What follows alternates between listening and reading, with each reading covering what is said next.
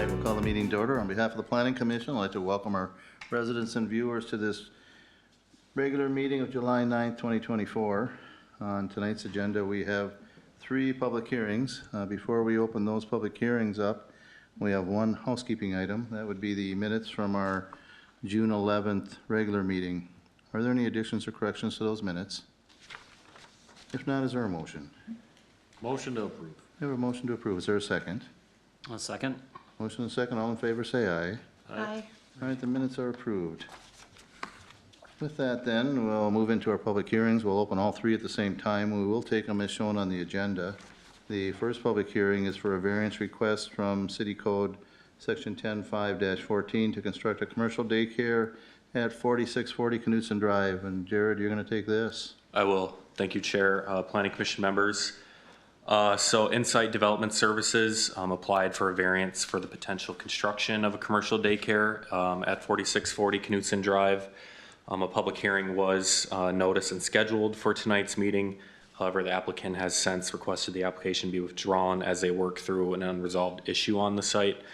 So the action requested for you tonight is to accept the withdrawal for this proposed variance to construct a commercial daycare at 4640 Knutson Drive. All right, with that then, I'd look for a motion for, to withdraw the application for this variance. Is there a motion? I'll make a motion. I have a motion. Is there a second? I'll second. Motion and second. Any more discussion? If not, call the roll, please. Winchidle. Yes. Teske. Yes. Roddy. Yes. Lado. Yes. Snowbeck. Yes. All right, we'll move into our second public hearing. This is a request for a conditional use permit to construct a cooler/freezer addition to the existing convenience store. This is located at the KWIK Trip at 217 Elm Street, which is the one here downtown.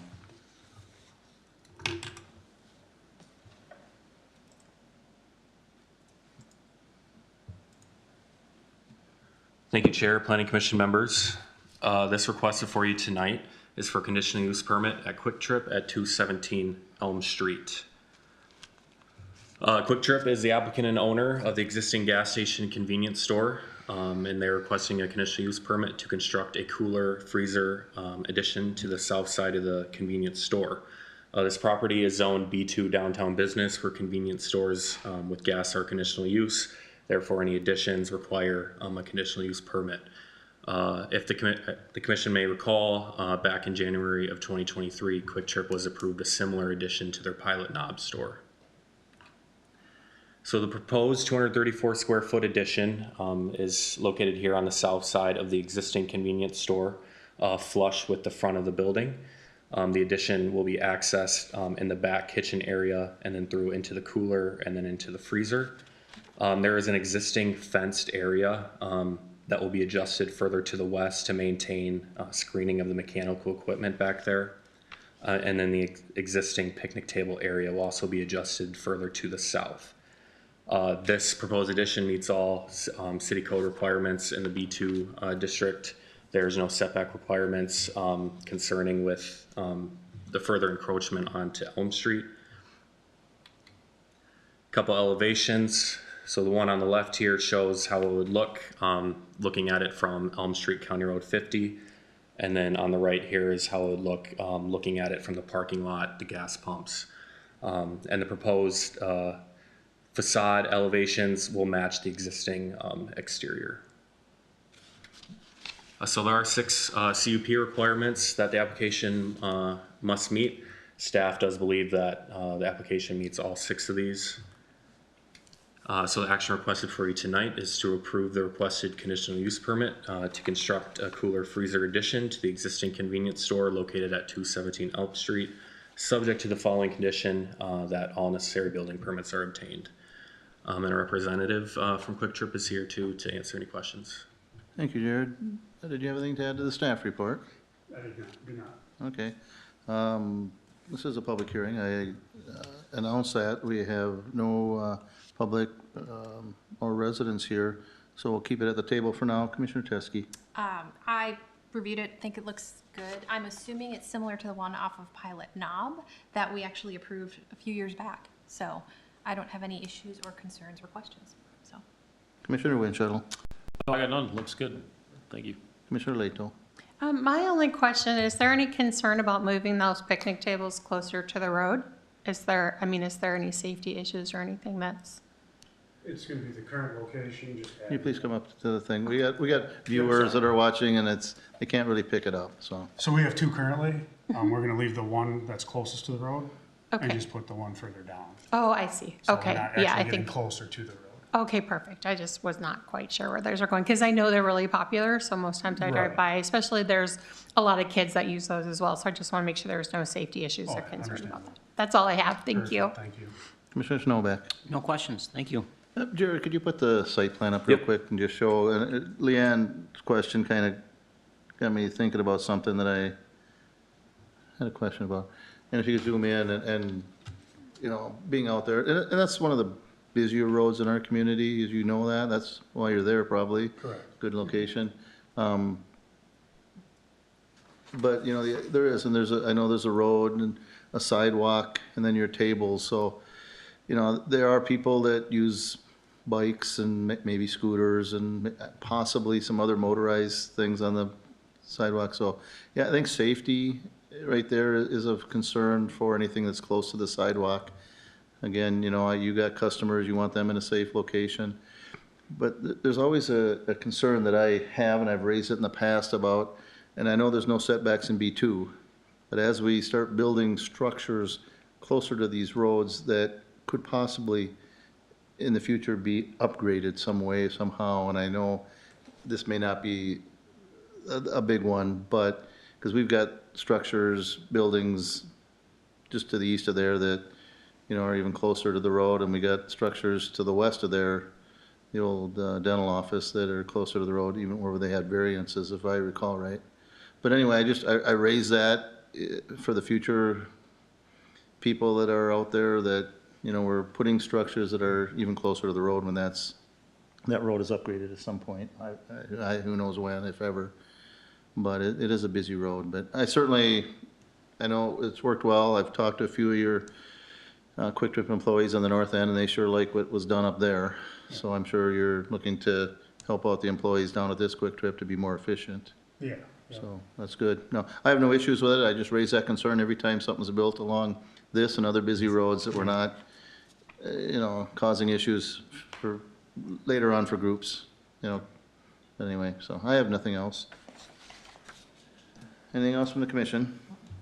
If not, I'll look for a motion to close the public hearing. Motion to close the public hearing? We have a motion. Is there a second? I'll second. Motion and second to close the public hearing. Call the roll, please. Lado, Yes. Snowbeck, Yes. Winchidle, Yes. Teske, Yes. Roddy. Yes. In front of the commission then is a conditional use permit to construct a cooler freezer addition to the existing convenience store at 217 Elm Street with one contingency that all building permits are obtained. Is there a motion? I'll make a motion to approve. We have a motion for approval. Is there a second? Second. Motion and second. Is there any more discussion? If not, call the roll, please. Teske, Yes. Winchidle, Yes. Roddy, Yes. Snowbeck, Yes. Lado. Yes. All right. Well, thank you. Thank you for attending our meeting. Good luck. Thank Do you know you. timing of this construction? What's that? Do you know the timing of the construction? It's something we usually ask and I fail to. Hopefully about 5 weeks out, depending on permit, which I talked to them today. We got the fees and everything, so if this went well, we should be good. Good deal. So, All right. thank you. Thank luck. you. All right. We'll move into our third public hearing. This is the Parks, Trails, and Open Space Dedication Ordinance. And Kelly Omlid, the Parks and Rec Director, is here to either help or to do the presentation. I'll leave it to Kelly for this All one. right, thank you. Smart move, Jared. I don't know why Jared didn't want to help me. I know. I thought we were a team.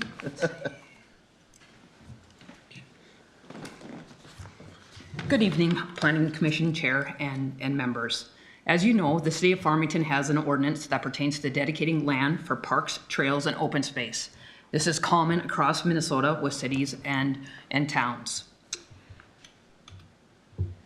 Little background on park dedication to set the stage for what we're talking about today. Whenever a new subdivision occurs, cities are empowered by Minnesota statutes 462.358 to require a reasonable portion of buildable land to be dedicated to the public or preserved for public use. Public use in this context includes park improvements such as parks, recreational facilities, playgrounds, trails, and open space. The intent is to capture land or funds from new subdivision growth to develop, so development pays for its fair share of the needed expansion of the park and open space and recreation system. A little bit more on park dedication backgrounds. Fees collected must directly be related to new growth. So only collected for new growth, new subdivisions, new industrial, new commercial businesses. Fees can't be used for ongoing maintenance or replacement of existing amenities. So if something new comes in a new development comes in, we can't take the money from that to replace a playground equipment in a different park or ongoing maintenance of that park. Park dedication is not expected to fully fund all park system improvements. It's just not feasible. Funding will also be needed from city general funds, grants, donations, sponsorships, anywhere we can find additional funds to build out the park system.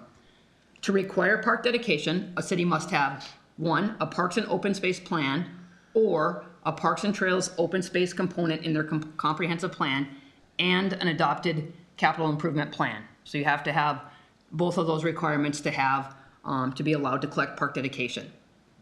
In addition, a city is also required to establish an essential nexus and ensure fees are based on fair market value. I know the essential nexus is hard to understand, so I tried to put the easiest description in there. It is a relationship is required between the park dedication rate and the estimated cost for the development of the city's park, trail, and open space system.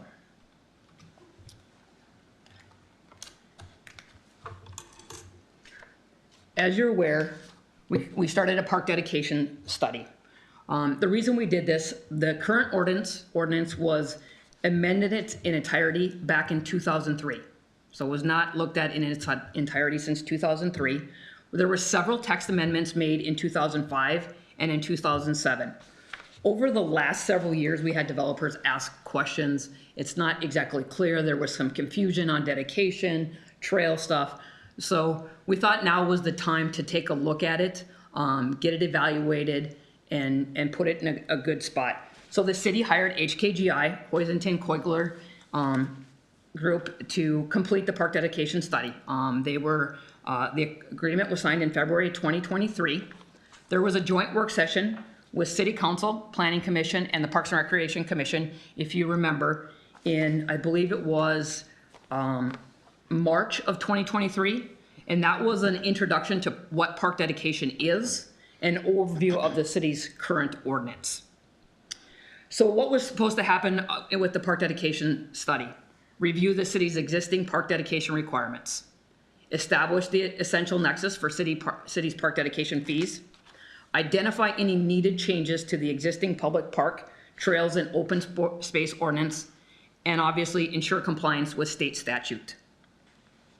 I want to mention there was a delay in this study as we were waiting for a court decision. If you've heard, there was a court decision in industrial business, Pootsie versus the city of Burnsville. It did go all the way up into Minnesota Supreme Court. It was the decision was in favor of the city of Burnsville, but we were working on the study and the ordinance, but we didn't want to proceed until we knew what the decision of that case was going to be, because we didn't want to backtrack. We didn't want to have a new ordinance in place and then have to go back and make sure that it met those requirements in the opinion of the judge there.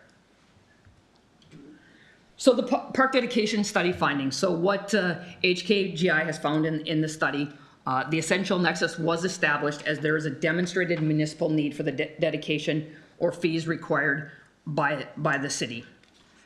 The dedication or fee bears rough proportionality to the need created by the proposed subdivision or development. The process they used was they used a prioritized list of improvements and acquisitions to achieve the estimated cost for the system improvements. This is throughout the park system here in Farmington, and identify how much of the cost of these improvements is due to the new growth of the city. Demonstrates the need for continued collection of park dedication. For example, we may have a park master plan, let's call it Evergreen Knoll Park. It calls for a splash pad when the outdoor pool was to be removed. That doesn't go into these costs. We can't pay for a splash pad with park dedication fees. That's an ongoing replacement. We couldn't do that.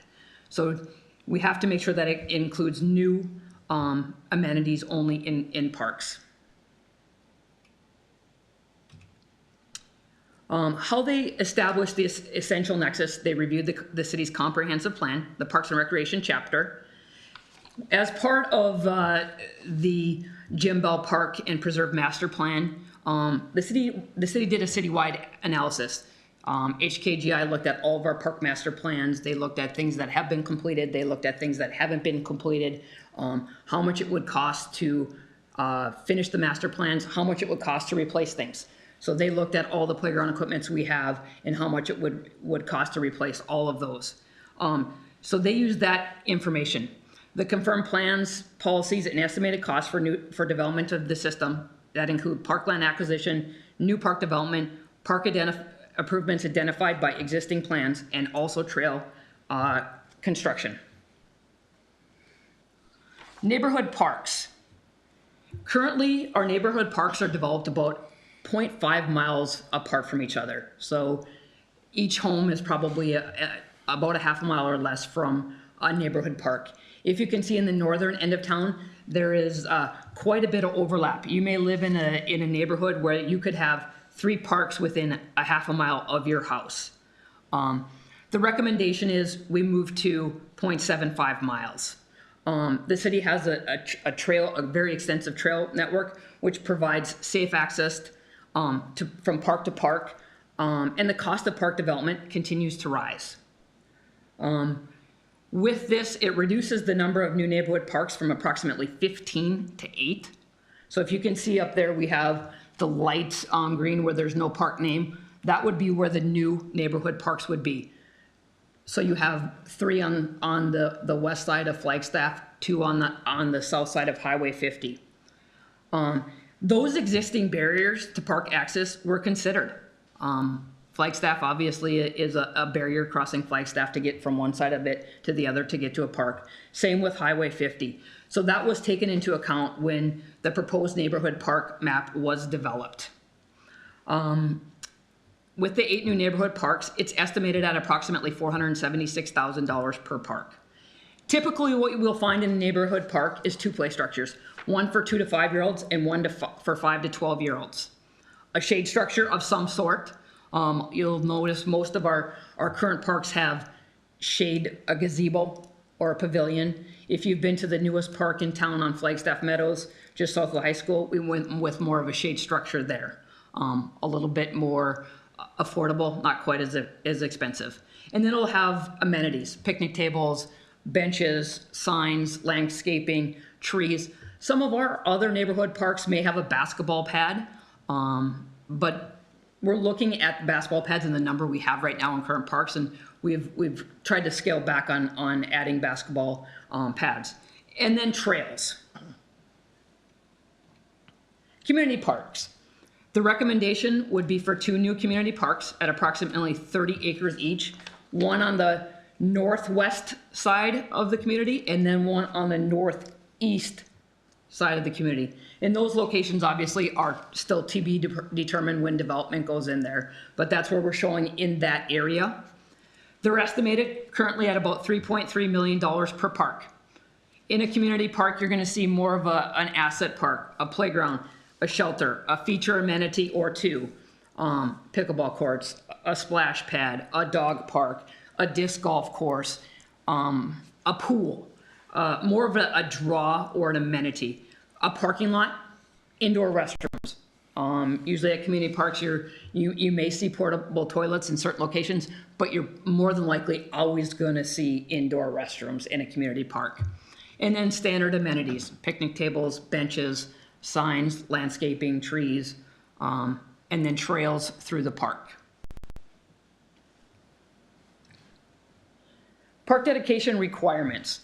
So park dedication can be fulfilled using 3 methods: land dedication, cash in lieu, and a combination of land and cash dedication. The land dedication is based on the city's comprehensive plan. So we have a plan in the 2040 plan. We look at where the parks are gonna be, are scheduled to go. We try and get them in roughly in that area, and we look at that based on our comprehensive plan. Cash in lieu. That's if the city is a neighborhood, maybe it's an industrial park where we don't see a need for a park there, we would take cash in lieu of land there. Please note that the fee is required by state statute to be based on the average fair market value of the unplatted land in the subdivision. So it has to be based on the fair market value of the subdivision. And also you can take combination of land and cash dedication. We've seen that in most of our recent park projects. Flagstaff Meadows, we took both land and cash dedication in that park. An example would, if the amount of land proposed to be dedicated is not enough to fulfill the dedication requirement, the remainder can be paid as a cash in lieu fee. Still has to meet the requirement of state statute to be based on the fair market value of the land. So this is our current park dedication land requirements. In the residential, you see we base it on the dwelling units per acre based on a percent. So 0 to 2.5 dwelling units per acre is based 11%. 7.6 to 10 is the 14%. Unfortunately, staff is unsure where these percentages came from. We don't know the background. We don't know how they were chosen. So we can't really explain why or how they were chosen. Industrial commercial development is the dedication of land is 5% of the net area minus the wetland and the floodplain. Current park dedication cash in lieu. This is just a reminder of the one before. City may choose to accept the cash fee in lieu of land dedication for all or part of the subdivision. And like I mentioned before, it has to be on the appraised fair market value of the land at the time of final plat approval. And it's required to be determined by an appraisal paid for by the developer, and they also hire the appraiser and then send the city a copy of the appraisal. Recommended approach for residential land dedication. HKGI studied multiple different approaches to calculating park dedications. Staff is recommending a formula based on desired acres of park per person and estimated number of people per dwelling unit in different types of housing units.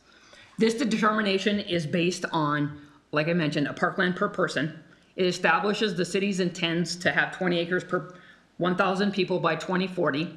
This is kind of the track we're on right now. Right now we have about 20 acres of parkland per 1,000. So it would continue with that throughout the park system development. It uses the Census American Community Survey to establish the number of people per household. So it's a number published by the census. So it's not a number 11, 12, 13, 14% that we're plucking out of somewhere. It's an identified number. It establishes a formula for park dedication based on dwelling units in a project. There would be no change to industrial commercial developments. They would remain the same at 5% of the net area minus wetland and floodplain. I also want to mention this method generates a similar amount of park dedication to the current method, while also being based on specific outcomes identified in city plans. Like I mentioned, the Park and Rec chapter in the 2040 comprehensive plan. Here's how it works out. This, like I mentioned before, is based on 20 acres per 1,000 people.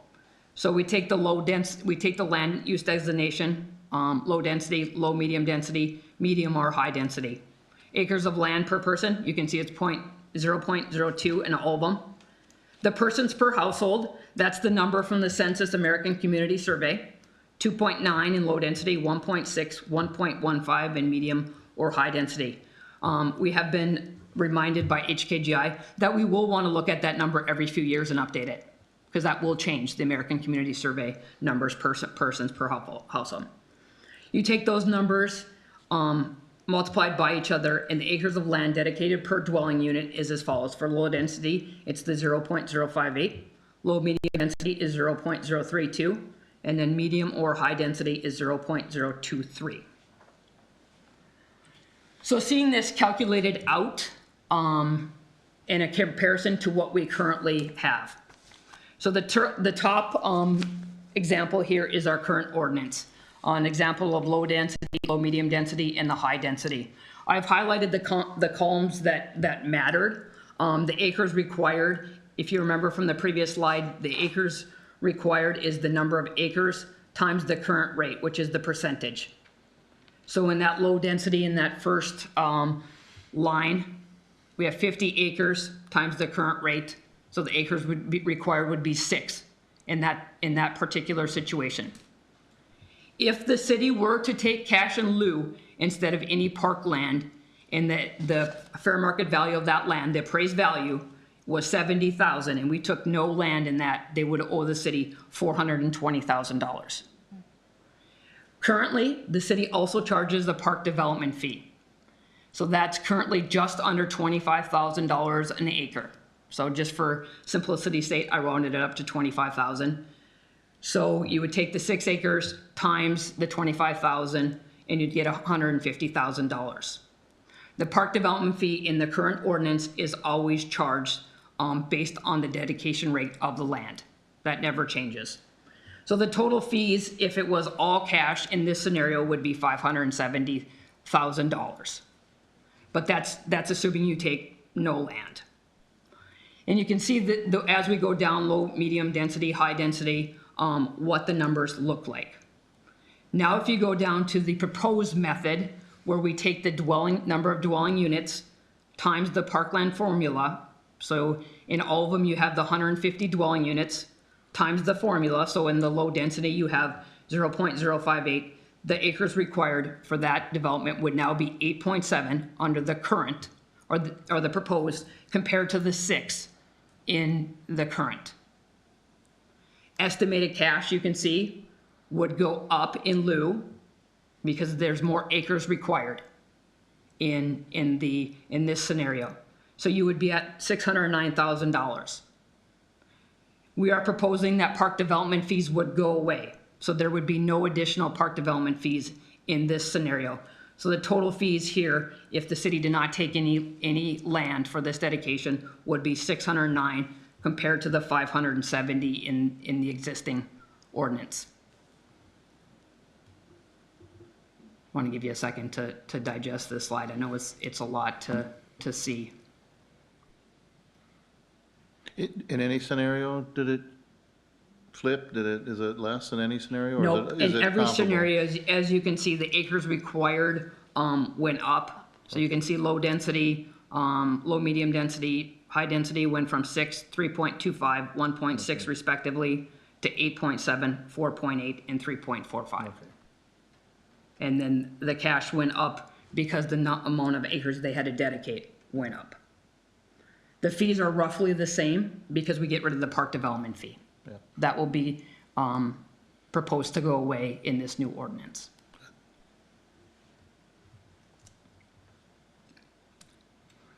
So proposed code updates, restructured for clarity. Longer sections were broken into subsections. Order of regulations modified to group similar items together. Added a section on land suitability that more clearly outlines the type of land the city will accept as park dedication. A new provision requiring a survey of the property prior to dedication. We don't have that currently. We want the topographic data, including contours, wetlands, easements, utilities, anything like that, marshes. Revises the dedication formula for parkland, trails, and open space, and established a method for addressing mixed-use development. So there is a possibility in a mixed-use development that the amount of land required to be dedicated is more than the amount of land being subdivided. In that scenario, the city will accept a combination of land dedication and cash payment. That could happen in a mixed-use development if you had housing on the top and retail on the bottom, or a high-density apartment complex.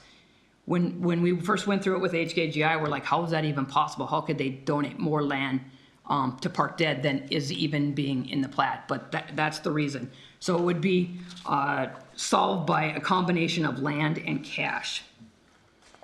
It removed the park development fee.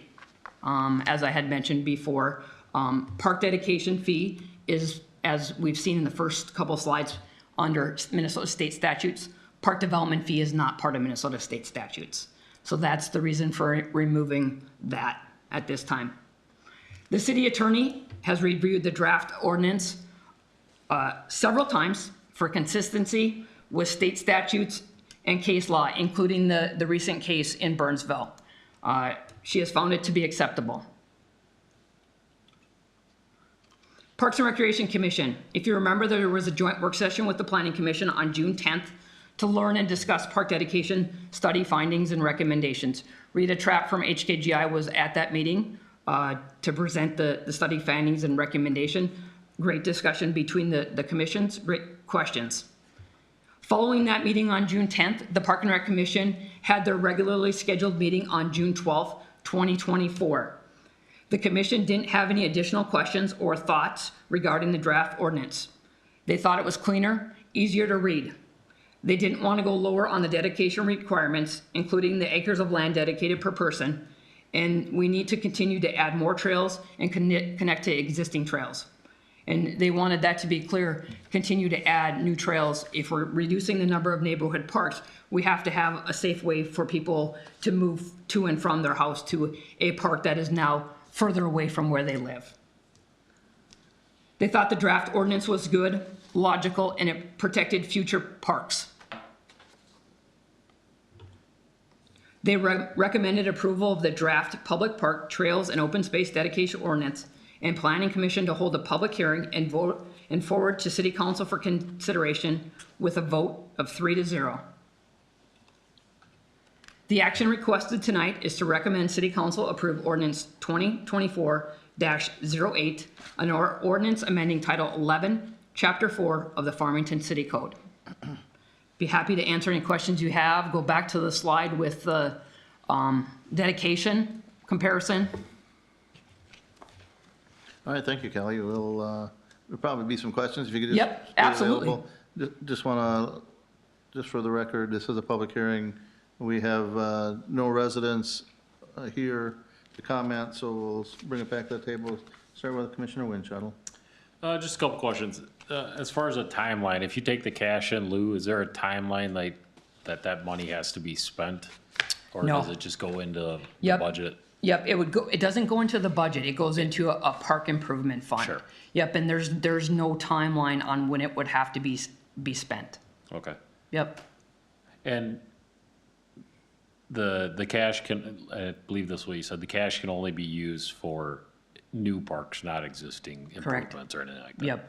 yep, can't be used for ongoing maintenance or replacement of amenities. No, that's it. I think it looks good. Thank you. Thank you. Thanks, Phil. Commissioner Leto. The only question I have, and I don't see it here, is I was wondering if the map had been updated, because I know there was a question on Yes. putting in the annexation. Yes, the map was updated. I don't know if I have a copy of that. I don't think I have a copy of that. But yes, it added the annexation area, the high school area, or the school district land, I'm sorry. I think that was the only area that was missing. Yeah, it would have been the Castle Rock annexation portion. Yep. That's what I was Yep. Yep, that wondering. one was Yeah. added in. Yep, that It was was? added in. Okay. Yep. Yep, that's the only question I have. Thank you, it looks good. Commissioner Snowbeck. From our conversations at the joint meeting, the surrounding communities have something similar to this, right? Like this is Correct. kind of the standard of what most cities are going to. Yep, everyone kind of has their own method for calculating. Some of them still have the percentage like we currently have.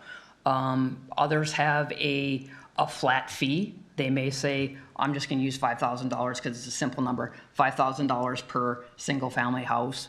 I think it was maybe Apple Valley in Burnsville that had similar to what we're looking at here, based on dwelling units, but everyone has their formula, how they calculate it. Obviously, they have to establish their essential nexus just like we needed to as well. But yeah. It seems much more clean than the old system and where you can mathematically figure it out versus wondering what the percent is. So that's good. Thank Yeah. you for your work. Thank you. Thanks, Mitch. Commissioner Teskey. I think this looks great. I know there was a lot of work that went into this, and I think it looks amazing. It's one thing I'm super passionate about. It is is trails and parks in our community and not losing sight of that as the community starts to grow. So I'm excited that we're looking and using calculations to preserve that land for the community as the community grows. So I think it looks great. Thank you. Thanks, Krista. Kelly, you did a great job. We Thank you. appreciate it. All I can do is about summarize what the commission said. You know, my thought is that the residents think very highly of the community's parks, trails, as Krista said. And this ordinance is just a means to continue that for our residents, both existing and future residents of the community. And I give compliments to you and to the Park and Rec Commission. You know, you haven't done this in a vacuum, as you mentioned. There was a large joint meeting with the city council, has already been involved in this many months ago, with the commission also, and then the commission met again with the Park and Rec and kind of hammered it out and talked to the consultant several times, so I appreciate that. Really, the question I got is can some of the dedication fees be used for new trails to connect with existing trails, It could be used for new trails. Yep, even outside that development? yep, Okay, yep, so that helps, but yep. If anything you, to do if you with, took like cash in lieu, let's say it's in an industrial park and Yeah. you're not gonna build a park in that area. Right. And we wanna take that cash to build some trails, absolutely. okay. Yep, And I think that goes with what Krista was saying, is let's continue with those. I mean, those are, and Yep. then also that comes with maintenance. I understand that, and there's a significant maintenance cost to all these parks in the community, I'd imagine, so. yep. But I appreciate it, and Thank you. appreciate you presenting to us tonight. Well, thank you for having me. All right, with that, I'd look for a motion to close the public hearing. Motion to close. We have a motion, is there a second? I'll second. Motion and second, call the roll, please. Snowbeck, Yes. Winchidle, Yes. Teske, Yes. Roddy, Yes. Lado. Yes. In front of the commission, then, is a recommendation to our city council amending ordinance 20, well, it's amending Title 11, Chapter 4 of the Farmington City Code dealing with parkland dedication. Is there a motion? I'll make a motion. We have a motion, is there a second? I'll I'll second. second. Motion in a couple seconds, any more discussion?